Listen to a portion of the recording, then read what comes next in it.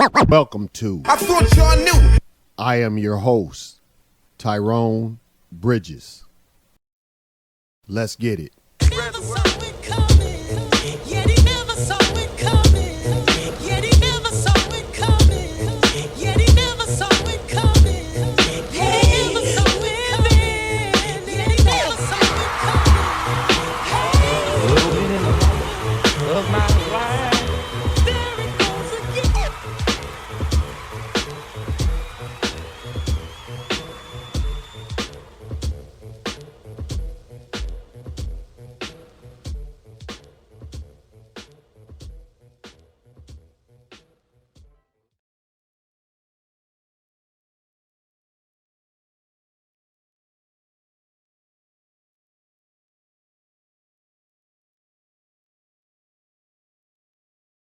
Welcome, everybody, to I Thought You Knew. This is Tyrone Bridges.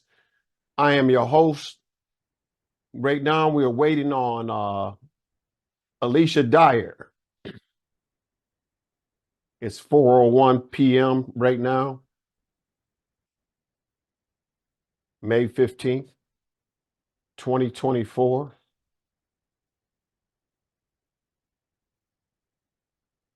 Guess we'll get the show started.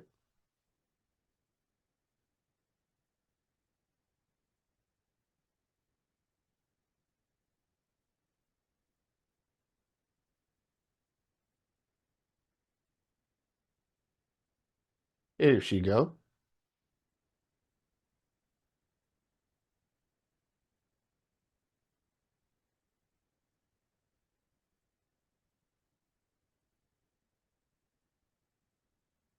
Hey Tyrone, how's it going?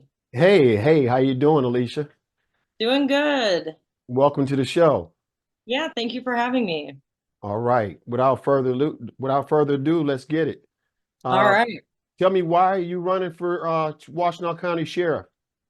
Yeah, so one of the biggest reasons is really caring about Washtenaw County. I've been very dedicated to public service for the majority of my life, and working there as an officer really showed me so many things that need to change, especially at the administrative level. And so it was really my time working as a police officer, especially in the community, that promoted me to think differently about our legal system, but also think differently about administrative decisions that were being made. And then when I went back to graduate school and got degrees in policy and social work, I started community organizing. I got involved in politics. And that's really what motivated me to take this next step and run. All right, great. My question to you is, do the sheriff department have a NDA agreement with the deputies right now?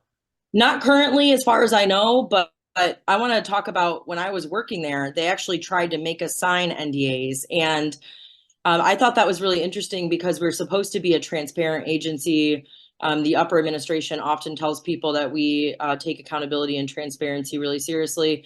And so to be an employee and to be told that I need to sign an NDA where we don't talk about our policies with the public, I felt that was really odd at the time. And it was actually our police union president, as well as a bunch of other workers, that led an effort where we basically, instead of signing, we wrote "do not sign" or we wrote "not signing" on the form, so we wouldn't get in trouble for not responding. But Right. that collective effort led to, I believe at the time, they actually dismissed it. And since then, I don't know if they've tried something like that again.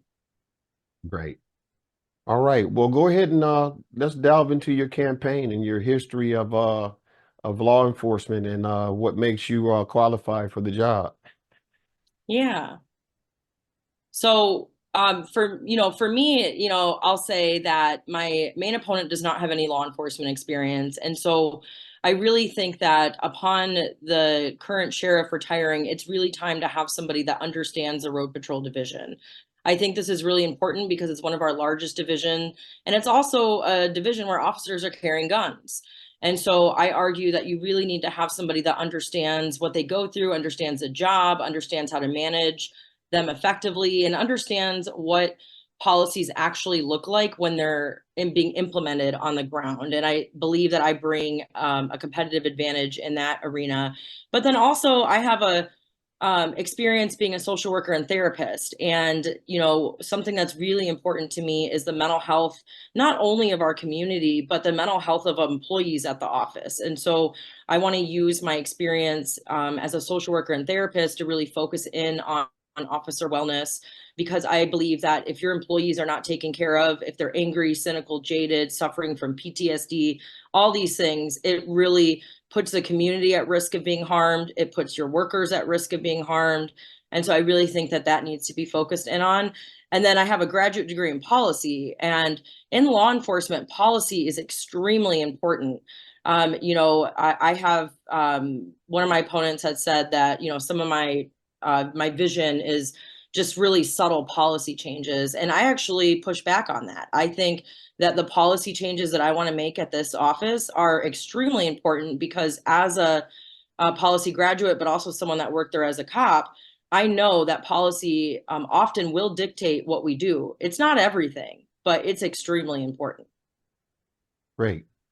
All righty. And let's go into your training. Let's dive into your training. You Your, want me to list all my training? yes, your previous training. Yes. Okay, I got a bunch of it. So I have, you know, 2 graduate degrees. My undergraduate degree is in criminal justice with a law enforcement administration concentration. I also have a certificate in leadership from the Ross School of Business. As an officer, I went through all of our standard MCOLS trainings, firearms trainings, qualifications, all of that. Our PPCT, I actually was an ASR instructor, which is our aerosol spray restraint. Also as a stop stick professor, and that's what we use in pursuits to avoid crashes. It's where, you know, you put this, like, people have probably seen it in the movies. If there's a pursuit, you put stop sticks out, you pop someone's tires, and then it lowers their speeds. So have an instructor qualification there. Also, I have had extensive training with trauma. I participated with community mental health in a trauma-informed caregiver education series. Man, yeah, I have a lot. I'll let you know if I think of other things. Okay. All right. In your years at the sheriff department, could you explain that, please? Yeah, so I graduated Washtenaw Community College Police Academy in 2011. I then started at the sheriff's department as a Marine deputy, because I did not take the MCO test for the road patrol at the time, just because it cost money, and I was applying to all the free agencies first due to being very strapped financially. Mhm. Worked the Marine Division for the summer, and then got hired on full time as a road patrol deputy during that same year. And so then I worked the road patrol division up until 2019, when I left for graduate school. And then after that, I went back to the Marine Division and worked there throughout graduate school. And I separated my employment completely in 2022, given the fact that I realized I was running and for sheriff at that time, and knew that being a rank and file officer at the department was probably not in my best interest, given how tense the campaign might get, because I'm running on a platform for change that is, I don't want to say against the current administration, but I knew I wasn't going to get support from the current administration. Okay. All right.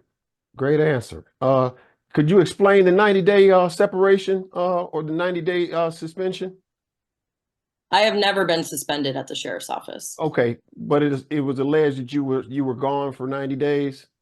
I took a leave of absence midway through my career. Okay. Okay. And that, you know, I'd been public about it. I was in a relationship that was pretty serious at the time, and my partner got an opportunity elsewhere, which was in Washington. And so I wasn't sure if I wanted to move and join King County Sheriff's Office. I wasn't sure what I was going to be doing long term, and if I would like Washington. Also, Seattle is where we were going, which was really, you know, it's rainy, it's gray, it's not Washtenaw County, it's definitely not Michigan. So I requested a leave of absence and went out there to see how I liked it. Long story short, I did not like it out there. I really missed the community. I missed being back home in Washtenaw. And then I ended up coming back and started right back up in road patrol. Okay. Okay. Great. I'm glad you choose being here. Yeah. Yeah, I love this community. It's home. I mean, even when I go on vacation, if it's for any length of time, I miss it. And so, yeah. Well, explain the type of the youth you've been working with. Yeah, so that's something I actually enjoyed a lot. And I remember Tyrone, we used to do so much in West Willow area to really support the youth. And I actually have a lot of respect for the work that you've done in this arena as well. And I know we've had conversations about this in the past. There's such a gap for opportunities for young people, especially in Eastern Washtenaw County. And I saw that as an officer. And, I grew up really poor in Ypsi, and I couldn't do things because of money. I couldn't take advantage of all the opportunities that were out there. But even when I was growing up, I thought we actually had more. I was in theater troupe at the Corner Health Center. I went to the Boys and Girls Club a lot. And as an officer working in the same community and just seeing just a lack of investment in neighborhoods at the community level, and then seeing so many young people that were so bored and really needed positive things to do, motivated me to really try to do a lot more community engagement work.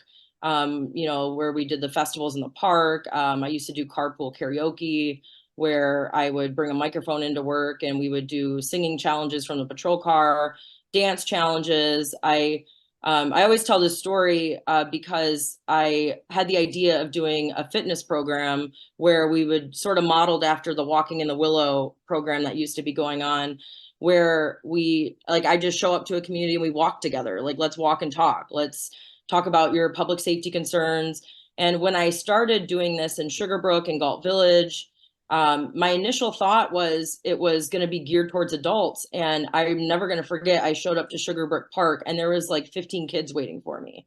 Mm, And I think that that really highlights the need, because A, I wasn't that entertaining, but B, that highlights the need for things for young people to do in their neighborhoods. And so as sheriff, that's going to be a huge priority for me.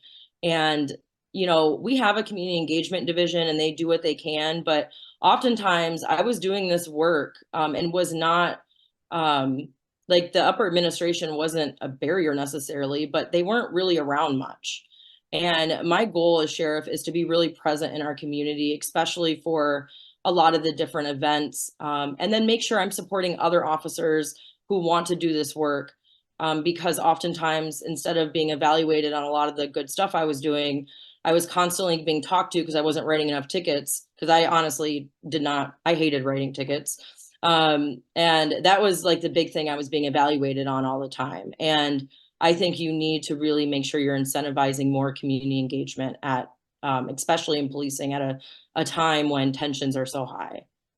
right. Okay. Now, was there a disparity that was there a disparaging from the upper administration between women and men, women versus men? Yeah, so and this is a huge issue culturally in law enforcement. It's a very male-dominated workplace environment, and I was told things, especially when I first started, that I look back on and just can't believe. And really, they serve as reminders for how I'm going to operate as sheriff and how to really make sure that we are decreasing, bias and sexism and racism at the department. And one of the things is, I was thinking about what I wanted to do at the sheriff's office, and someone told me, women don't do well in SWAT team, and they don't really do well in some of the areas, but I think you'd be a great canine officer. And I had no desire to be a canine officer. I really did like the community engagement work, which is another thing they suggested. But I thought it was very odd that you would tell a female officer that, Mm, because really I could do whatever I want, at the office. All the opportunities should be available to me. I shouldn't be funneled into one in particular because the person felt that, I couldn't join or wouldn't be successful in this particular category. And this affects a lot of women officers. I've talked to women officers that were around even well before me, and some of their stories are heartbreaking. And we've come a long way, but we have a long way to still go. okay. All right. Yeah. Uh, Oh, something else too I want to highlight about male leadership. I also think that when you have a predominantly male workforce and we've never had a female sheriff, you're not thinking about things that affect women, and not necessarily to be malicious, but you just don't think about it. And I've, in developing my platform and looking at what needs to change in our jail and at the community level, there's things going on in the jail that I think are unfair. For instance, they're charging 47 cents a tampon in the jail. That is an expense that men do not have to deal with. And so it's things like that where I just think because it's been so male dominated, people haven't really looked at it and said, wait a minute, we probably shouldn't be doing that. And so I think that's another important perspective. Wow. Interesting. Didn't realize that. Yeah, I couldn't believe it when I saw that. I think that's robbery, but yeah. Right. All right. So, what separates you from the other candidates? Yeah, so my main opponent is just, in my opinion, status quo. I really don't think that he is going to do much to change things. He's now talking about some of the things that he might change, that I've been bringing up for a long time now. And my argument is you've been in power and admin for almost 15 years, actually now 15 years, almost 16, and you haven't changed some of these things. And I really also think that there's a big difference between us because he doesn't have any law enforcement experience. And he, instead of just naming that and saying, I've never been a cop, which now finally it sounds like he's doing that. For a long time, he's been telling the public he's a police officer. And what happens when you do that is you really make rank and file unhappy because he's claiming to have done a profession that he will never actually know what it's like to do that profession unless he actually does it. And so, as someone who has responded to the suicides and the domestic violence and worked 16 hours back to back for weeks, missed holidays, missed family events, I mean, it can be really hard to hear someone bragging about being a police officer when you know that they haven't. It's sort of like a stolen valor kind of argument. But to each their own. And the other thing is, I'm a therapist. I'm a mental health professional, so I'm not just a social worker. I actually have those credentials, and I think that really sets me apart. As far as Ken, the other person in the race, we just have different ideological perspectives. I mean, he is definitely more conservative from what he's talked about than I am. And then he's never worked at the sheriff's office, and his road patrol experience comes from a way back. And I think a lot has changed since then. He has other experience that I, don't have nationally, but I really think we need somebody that has the institutional knowledge that worked at this office, that really understands what working at a sheriff's office is like. So, don't you think that's bad having that institutional knowledge?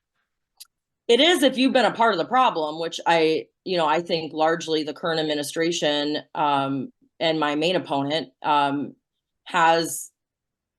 he's had power to change things, and he hasn't. Yes. I worked there as a rank and file officer and saw how all these policies played out. And when you're a rank and file officer in a very militaristic environment, it really you try to change things, but it doesn't work. You really have to have administrative power. And I think what's important on the institutional knowledge side of things is I know the specific gaps and the unique challenges that happen at a sheriff's office level because I worked there on the ground for years. And so I think that's really important. Now, if I was a current administrator for the past 15 years, I would have changed a lot of the things that I wanted to change.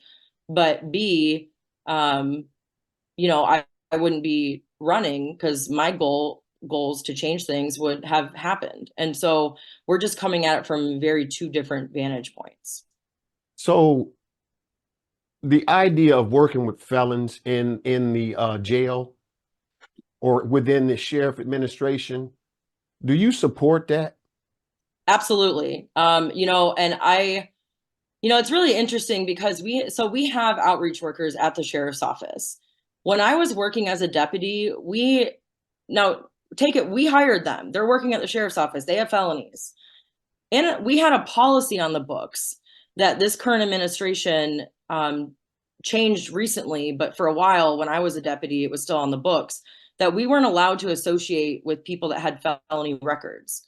I have a lot of friends in the community. Some of them do have felonies. Growing up in a lower opportunity area where people are constantly being criminalized, things happen. Also, I do not believe that people are the worst thing that they've ever done in general. And so I believe in rehabilitation. I believe in people getting second chances. And so it was nice to see the office supporting hiring formerly incarcerated people. But one of my biggest issues is they often don't get support. They're often working low wages. They're not making enough money to actually provide for themselves. Some of them weren't getting health insurance, and they really need proper training and proper introduction into the department, because a lot of the deputies didn't even know who they were or that we even had an outreach department. And so that was a big problem. Wait. I need to push back on that Hmm. because Billy Cole got a salary, a 5-digit salary, freshly coming out of the penitentiary. Is that that's his sheriff's office salary? That's within the within the outreach program. So maybe he was getting paid then more than some of the other ones I know were getting paid. If he was full-time, a lot of the outreach workers, they work part-time or seasonal. So I'm not, I do know that there are outreach workers that have worked there that were not getting paid much at all. And so I think you'd have to pull all of the temporary and seasonal employees because that includes the outreach department. But maybe, and I'm not privy to Billy's personnel matters, and I don't think it would be appropriate to talk about it, but my guess is he was working full time if he was making more than some of the other outreach workers I know. Because the Shore Moms program, that has a full-time position, for example. Okay. But I want to really quick, when I was an officer and I was working a lot with the young people and we were experiencing high levels of gun violence, there were some people in the outreach department that had my back in the community. They really did. And they made my job a lot easier because they helped to talk me through some things when I would have, questions about something. And they made sure that the community knew that if they needed to come forward to the police, they could trust me. And so I think that dynamic is really important. I'll also say there's other, I think another thing is my opponent has said that we are this groundbreaking, transformative police agency, but there's other sheriff's office that hire formerly incarcerated people and actually do a better job at it, in my opinion. And one of those is I actually really like what they did in Genesee County, where Sheriff Swanson has a formerly incarcerated person working with him in upper administration, and they're definitely fully supported. And I think that model is definitely effective. You just have to make sure you're properly managing any program or anybody you bring into the office. Okay. So the mental health millage versus the public safety. Please expound on that.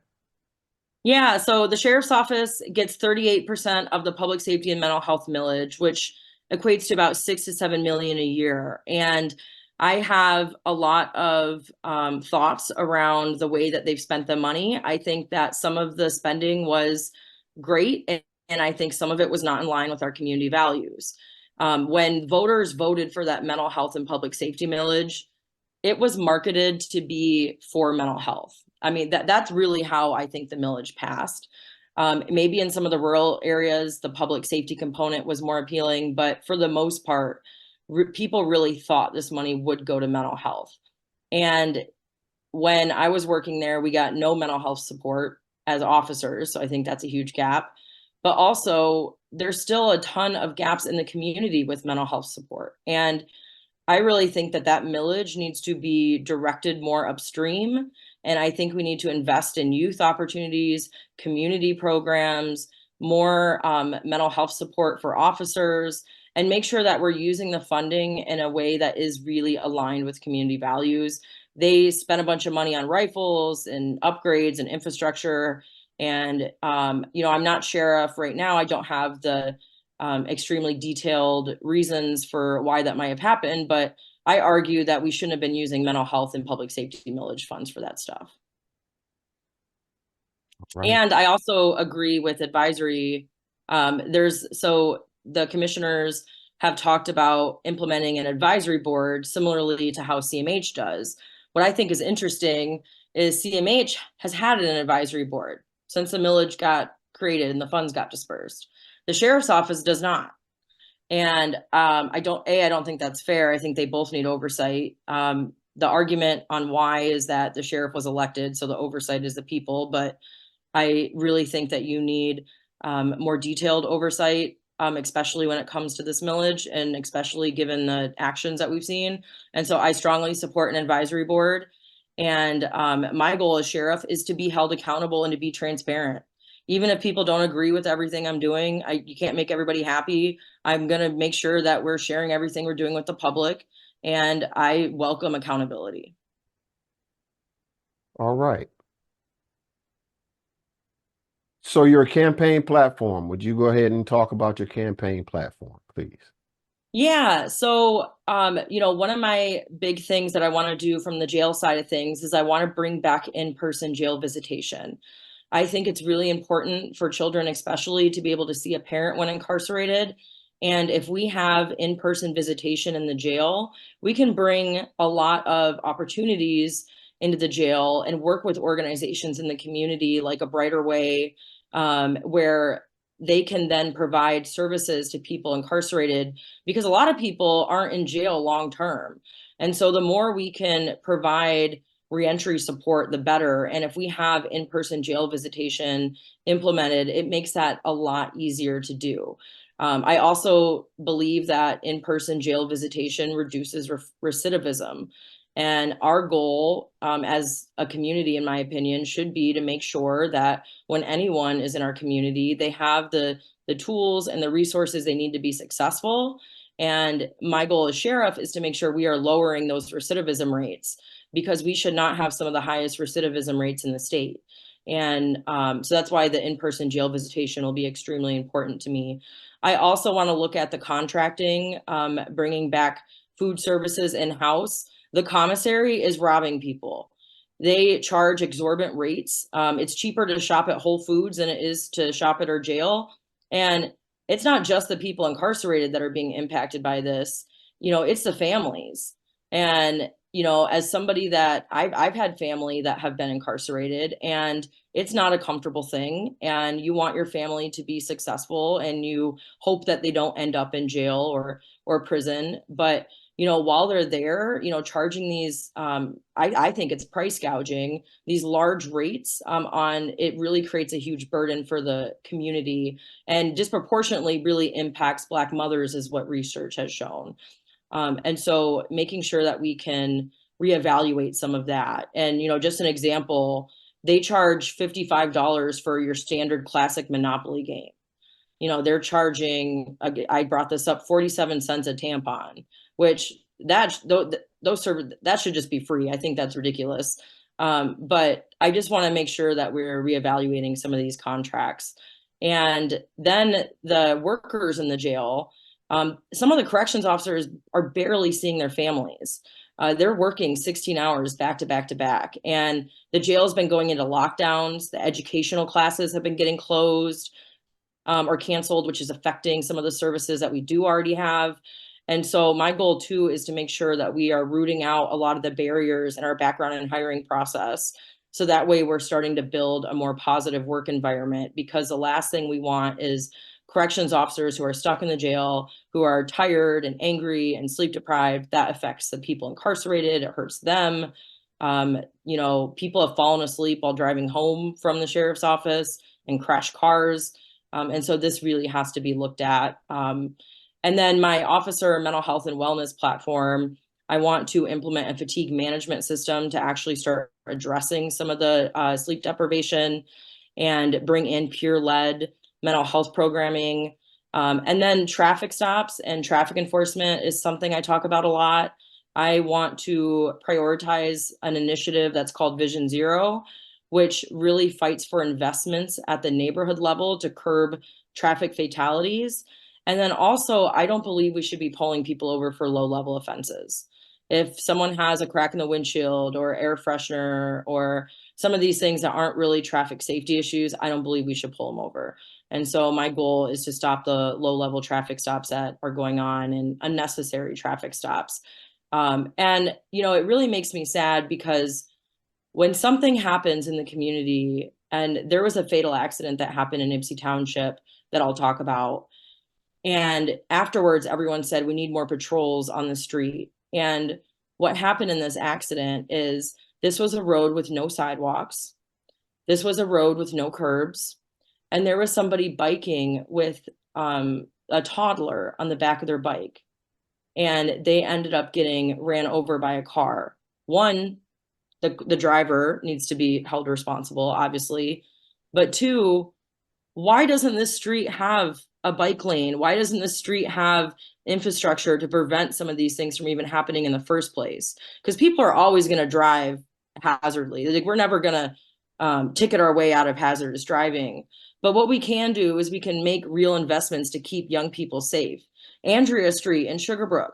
I don't know how many times I would tell young people there, please stay out of the street, because that street didn't even have speed bumps. So people go flying around that curb and it would just really endanger people. And so I want to make sure that we are prioritizing that stuff.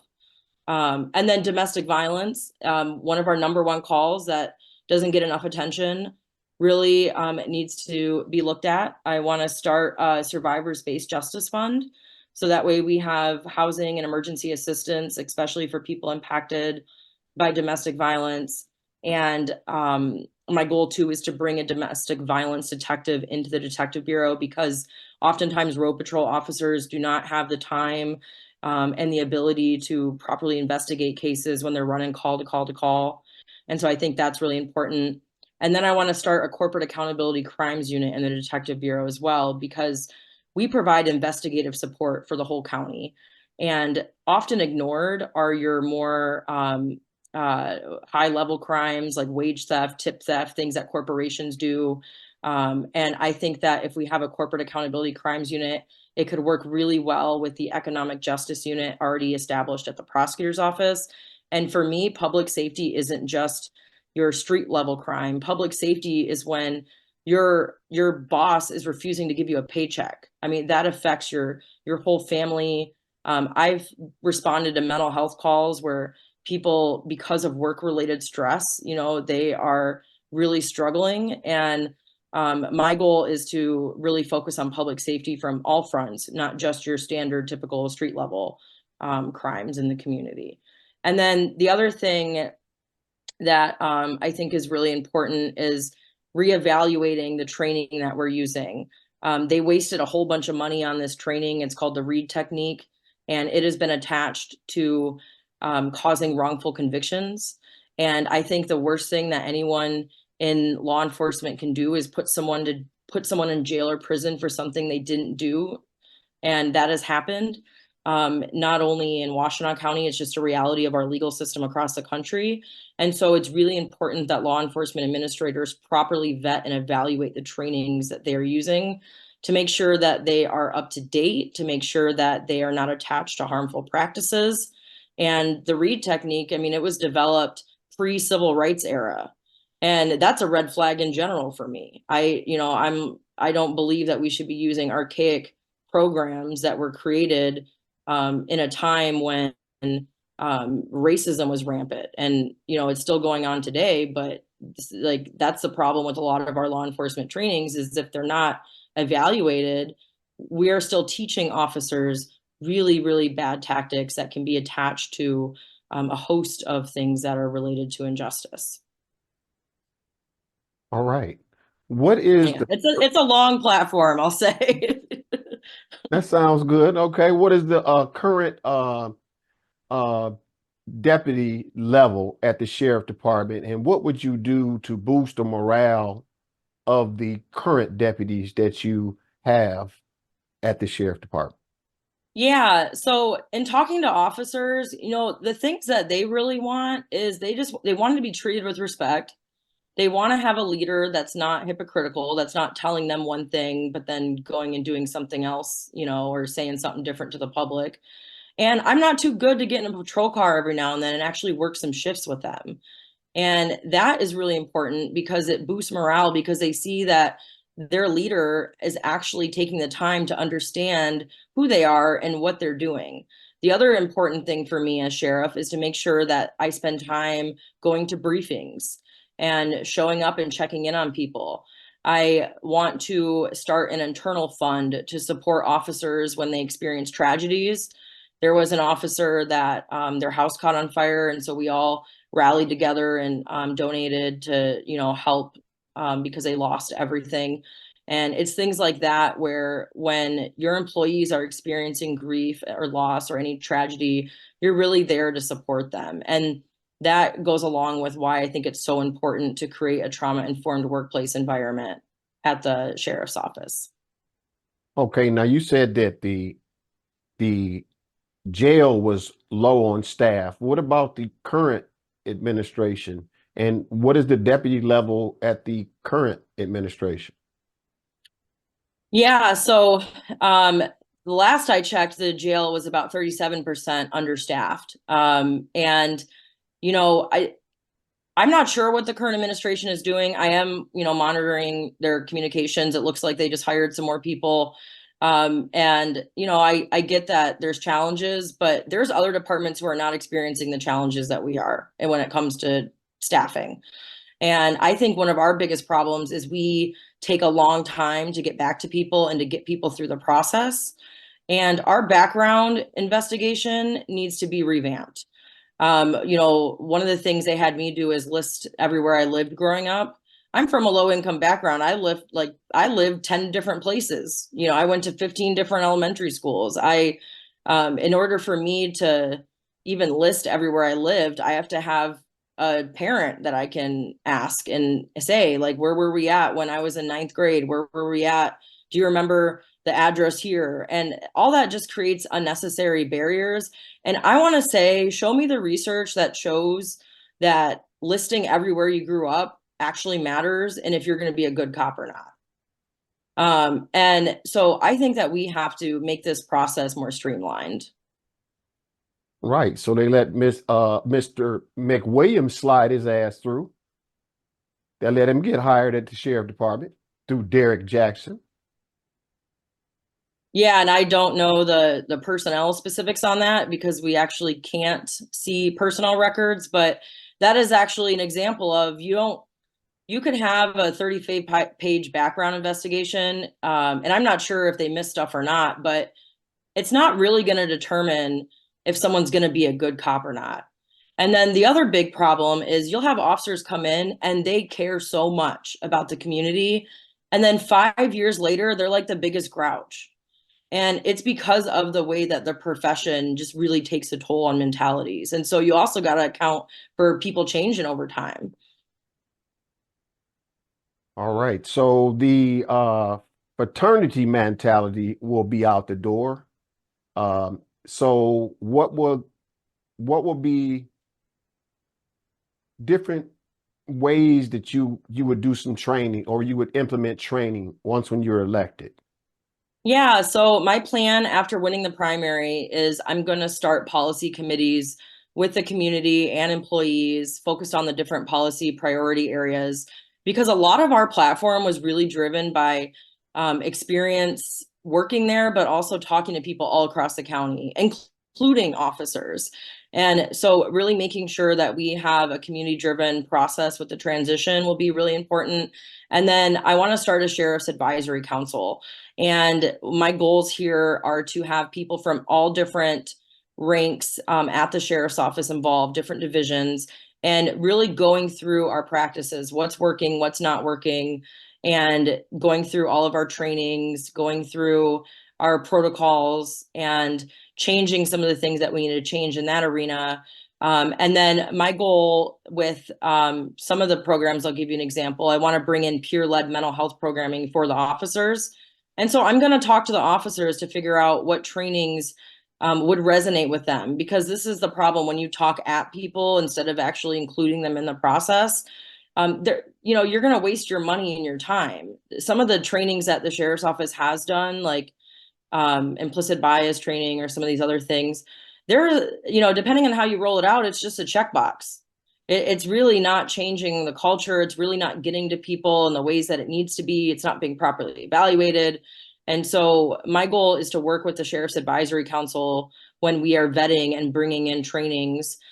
So that way we're A, bringing in trainings that are going to match community values, but B, bringing in trainings that are actually tailored to law enforcement. So that way people can actually get something from them, because I'm not going to be wasting money on trainings I know that don't work. This wasn't a hard interview, was it at all? No, I enjoy this. Yeah. No. I don't understand why Derek Jackson haven't replied to my request or even looked at me at the sheriff candidates forum. Yeah. This I'm not wasn't his caretaker, so I don't know, like but like yeah. what's happening. Derek answered the invitation, and I'm just trying to say to you, I appreciate you for coming on the show and talking with and taking this time out to talk with me. And Yeah. definitely this information will be going out to the public. It's actually all over right now. Nice. And we got a lot of information out about you. I really appreciate you. So is there anything that you'd like to throw a plug in and Yeah, I'll just say I'm really excited. We recently got endorsed by Huron Valley Area Labor Federation, and I am having a huge event June 6th. Congressman Andy Levin will be there, as well as Bob King, Councilmember Desiree Simmons will be speaking. There's going to be a whole bunch of community people there, so everyone is invited. It'll be at the IBW on Jackson Road in Scioto Township, and that's June 6th at 6:30. Also, I have a campaign arts committee. The arts really helped me growing up and helped keep me out of trouble, honestly.